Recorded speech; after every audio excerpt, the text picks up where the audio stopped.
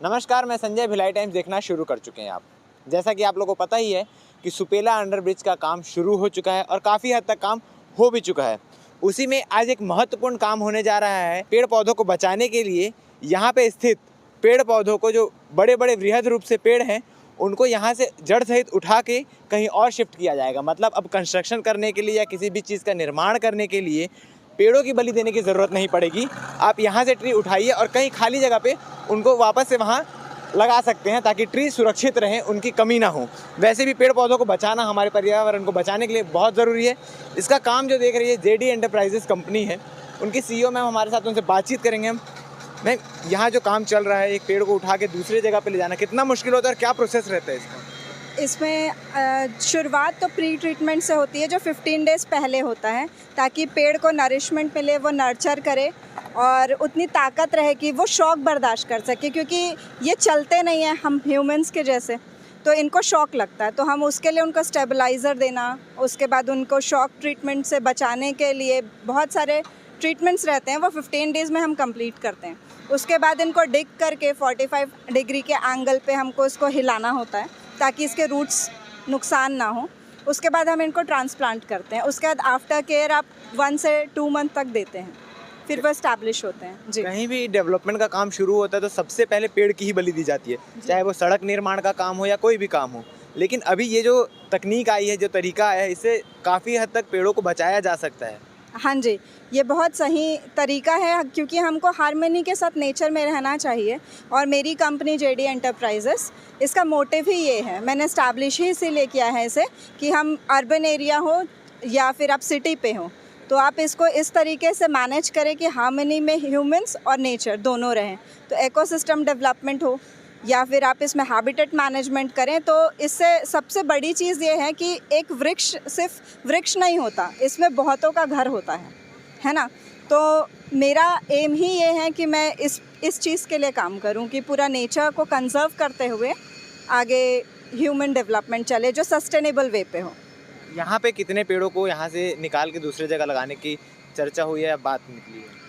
जैसे कि forest department ने कहा है, तो ये फर्स्ट पायलट प्रोजेक्ट का है। तो उन्होंने पीपल के वृक्ष को, जो अराउंड 85 to 90 ईयर्स ओल्ड है, तो इसका ये पायलट प्रोजेक्ट है। उसके बाद आगे जो भी होगा चर्चा, उस पर आपको सूचित किया जाएगा। तो ये सिंगल ट्री का ही रहता है या फिर अगर कहीं बहुत ज़्यादा पेड़ पौधे हैं उनके लिए क्या प्रोसेस रहता होगा? सेम प्रोसीजर रहता है, बस ये है कि आपको उनको एज वाइज फिर डिवाइड करके, मान लीजिए लाइन सोइंग पे है या लाइन प्लांटिंग पे है, तो हम एज वाइज पहले जो बड़े एज के हैं उनको ज़्यादा दिन का ट्रीटमेंट लगता है। जो छोटे हैं आप उसको 5 डेज़ में कवर करके छोटों को शिफ्ट चालू कर सकते हैं। लोगों के लिए ये सिर्फ पेड़ पौधे, मतलब जैसा आप बता रही हैं एज वाइज, तो ये भी एक इंसान की तरह इनको ट्रीट करना पड़ता है, जैसे हम बुजुर्गों को ज़्यादा ट्रीटमेंट की ज़रूरत पड़ती है। हाँ जी, क्योंकि ये बहुत ज़्यादा अपनी रूट फैला चुके होते हैं। उसके बाद इनमें बहुत सारे रहवासी होते हैं, है ना, तो हमको उन सारी चीज़ों को देखना पड़ता है। फिर ये चेक करना पड़ता है एज के हिसाब से कि ये डिसीज़ तो नहीं है या इसमें कोई इन्फेक्शन तो नहीं है, तो हमें वो भी ट्रीट करना पड़ता है कि जो यंग होते हैं उनमें वो प्रॉब्लम नहीं होती ये।